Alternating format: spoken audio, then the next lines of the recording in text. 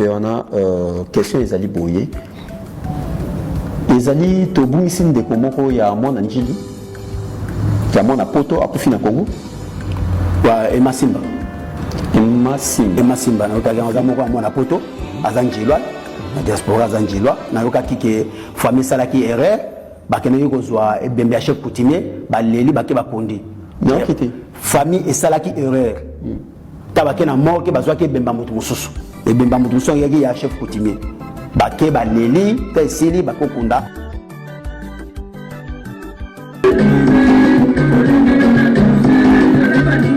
Si Dieu te donne une nationalité, c'était la nationalité congolaise. Non, Congolais, vous connaissez le travail.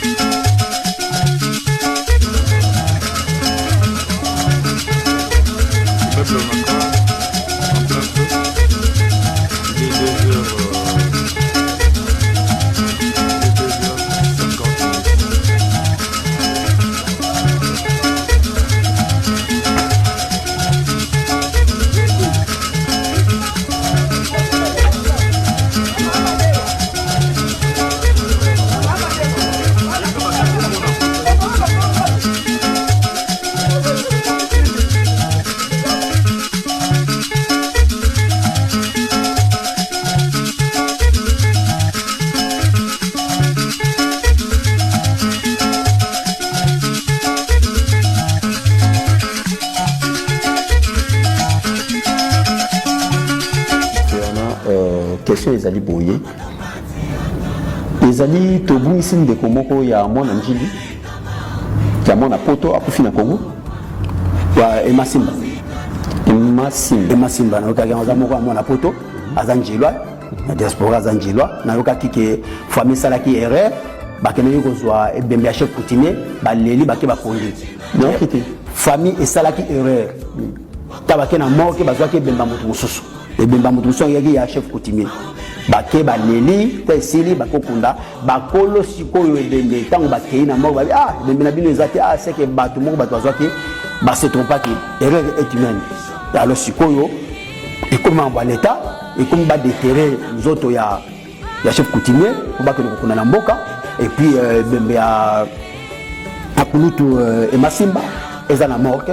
Alors l'état côté masolo les autres un peu ce qu'il faut ba déterrer chef coutumier ba que na mboka mambombo parce que là tout ça. Alors azamoko à mon poto yango ngai pe na profiter de toute question yo pona ko yebisa bana ya njili.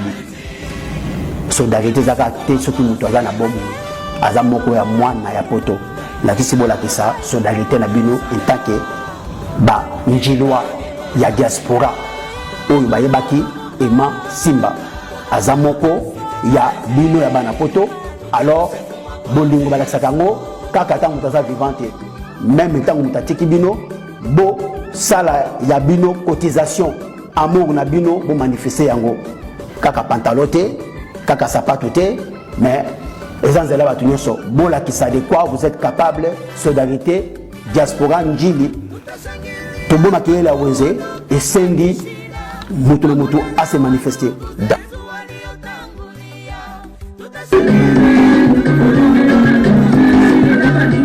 Si Dieu te donne une nationalité, c'était la nationalité congolaise. Non, Congolais, vous connaissez le travail. Bonsoir grand. Non, c'est quelqu'un qu'on est qui est mort, on est parti l'enterrer. Dès qu'on a mis le cercueil dans la tombe, maintenant on voulait mettre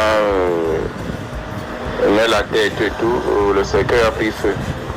Il paraît que c'est les gens qui ont fait du mal sur terre, donc voilà, c'est Dieu qui est en train de nous montrer comme ça.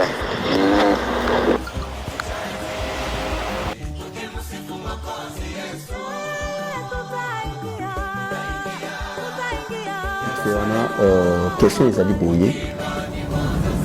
Ezali tobu ici ndeko moko ya mwana njili. ya mwana poto akufi na Congo wa Emasimba Emasimba na yoka ganza moko mwana poto azanjilwa na diaspora azanjilwa na yoka kike famille salaki erreur bakene yokozwa ebembe ya chef coutumier baleli bake bapondi donc était famille esalaki erreur tabake na moke bazwaki ebemba moto mosusu ebemba moto mosusu yaki ya chef coutumier bake baleli te esili bakokunda